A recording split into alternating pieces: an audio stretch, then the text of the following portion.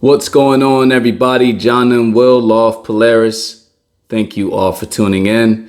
We've all saw the reports by now that Carson Wentz had a very serious foot injury, and he's going to be sidelined from 5 to 12 weeks, which in the NFL, that's a long time.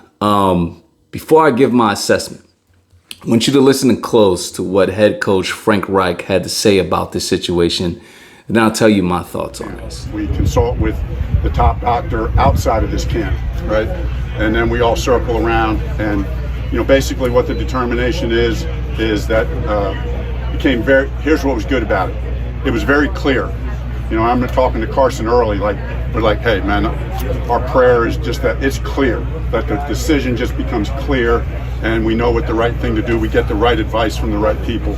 And we did. We got that. Everyone was in agreement that it was very plain to see that Carson had an old foot injury, probably a high school injury that was a broken foot sometime in high school that he did not know was broken. And then what happened the other day was, in the course of practice, over time, whatever the years, something happens, just the right pressure at the right time, the right movement, all of a sudden that little broken bone that was in there that was lodged in it comes loose. That's loose. It causes, as everybody knows, a lot of pain and aggravation. So then the next couple days were discussion over, well, we can leave it in there. We can leave it in there, try to manage it, see if it holds up during the year and take our chances there. But we wanted what was the most predictable outcome. Let's get the piece out of there. Let's get the piece out of there, begin the rehab process, and think the long haul. So a couple things to unpack there. It sounded like this was something that Frank Reich had to sell to Carson Wentz. That maybe Carson knew he had an issue with his foot that was lingering, that he thought he could play through. And I think there's a possibility that Carson may have had this foot problem coming into the Colts, coming into his first day of practice, and this probably wasn't something that occurred last week that they just noticed. It probably was something over time that a former quarterback, a head coach, someone who actually cares about Carson's well-being, they have the whole religious connection. We just had this connection. We're both obviously men of faith, and we were able to talk about our values and different things. It was natural. They seem to be more than just coach-player, where Frank is like, dude, your foot. And Carson's like, nah, this is fine. I play through this all the time. And he's like, nah, man, your foot. And it sounded like it's something that he had to sell Carson, like, dude, we cannot send you out there like that.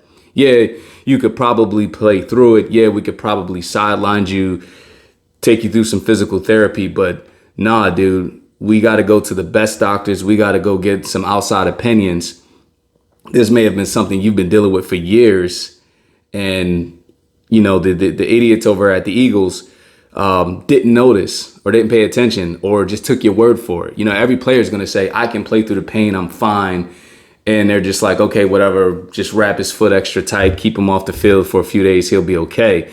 And I've always asked myself over the last few years, what the hell is going on over there at the Eagles training staff? Because everybody's getting hurt, everybody's getting injured in an insane way. If you want to overhaul something, overhaul that. And I think Frank saw that and said, listen, for the well-being of you as a person, for the rest of your career, and for the Colts long term, dude, we got to get a second opinion. We got to go talk to some real doctors, and they're telling us 5 to 12 weeks. So we asked the two best doctors in the world, what's the time frame?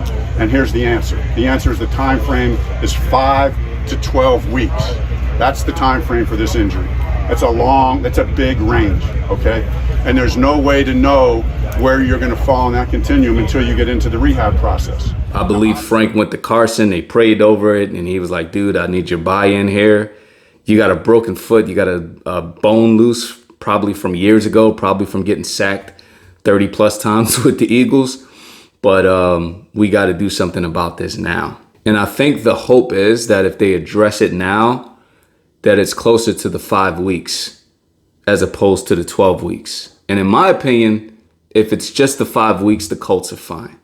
Carson Wentz can come back probably week 2 or week 3. And let's call it week 3. And let's say the Colts drop the first 2 games. I think they're fine starting 0-2. If Carson is 100% healthy and the rest of the team plays like how they look on paper.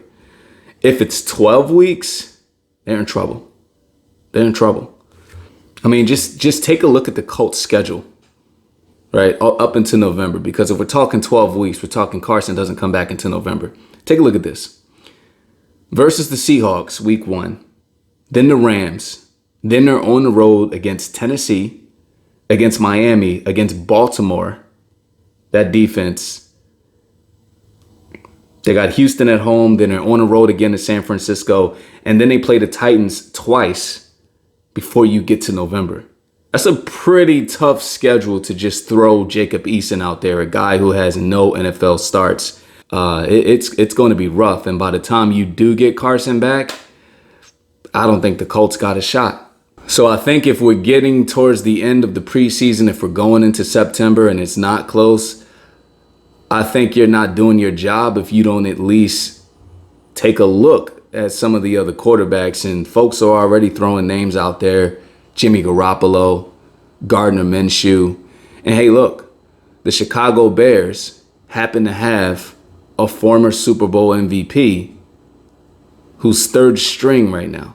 And that's no other than Nick Foles. And when you listen to Nick Foles talk, he was interviewed recently and he was pretty much drilled about how he feels about being the third string quarterback. Are there any trade rumors? And of course, they wanted to kind of hint around, hey, can we see you possibly get traded to the Colts? Now, Nick Foles said, hey, look, Frank Reich is one of my favorite, if not my favorite coach of all times. That's saying a lot. He understands me as a player. He understands me as a person. But, I haven't had any talks with him. I'm a Chicago Bear right now, but he knows me. He understands. And listen to what else he says about being able to play for someone he knows. I'll tell you what, in this league, I don't want to go to someone that, I don't know. I don't want to be put – listen, great coaches, when you have a great coaching staff, it's something special. Big reason, we were great in Philly was we had a great coaching staff. We did really well. They put us in position to succeed. And it showed. I think everyone can say it showed. And it's, you got to be in something that something that you're comfortable with so you can pull that trigger as fast as you can. If all of a sudden you're out there in a game and you're thinking through things, it's too slow. The NFL is too fast. You have to be able to just let it rip. And, that's what I look for. So, yeah, absolutely. I don't want to just be traded to someone I don't know and, you get an opportunity to play. No, I want to be able to go somewhere where I know we'll be successful because I know the people in there. I know what they stand for. I know who they are as human beings. That's what you want. That's what great teams are made of. Why he stuck with Andy Reid over in Kansas City. Why he felt so comfortable coming to Philadelphia with Doug Peterson. Matt Nagy now with the Bears, who was part of the Andy Reid camp. So there is no doubt in my mind with the Bears basically having an expendable quarterback on their roster. I don't see a scenario where Nick Foles starts at all. They'll start with Andy Dalton. If Andy Dalton gets injured or if they don't like to play from Andy Dalton, they'll switch over to their rookie Justin Fields. The Bears signed Nick to a 3-year deal last year, so they got him up until the end of 2022. The Colts also have Carson to the end of 2022. And as sad as it would be to have Carson once again having the threat of Nick Foles over his shoulder on a new team because of injuries, that, in my opinion, would be the best scenario for the Colts. And of course, if I'm Frank Reich, of course I'm going to play it in front of the cameras like, I'm sticking with Jacob Eason. And if I'm Nick Foles, I'm going to play it in front of the cameras like, I'm a Chicago Bear for now. I play my role. But, we're all being naive if that's not going across both organizations' minds. And I think if we get close to September and Carson's not even close, if you don't want to just throw away this entire season, I think you make that phone call because the Colts look good outside of quarterback. And they have a chance to make a run in this conference. But if you got to take Jacob Eason against those teams the first 8-9 weeks, it's over for the Colts. So those are my thoughts. Let me know what you think. Like, comment, subscribe. See you on the other side.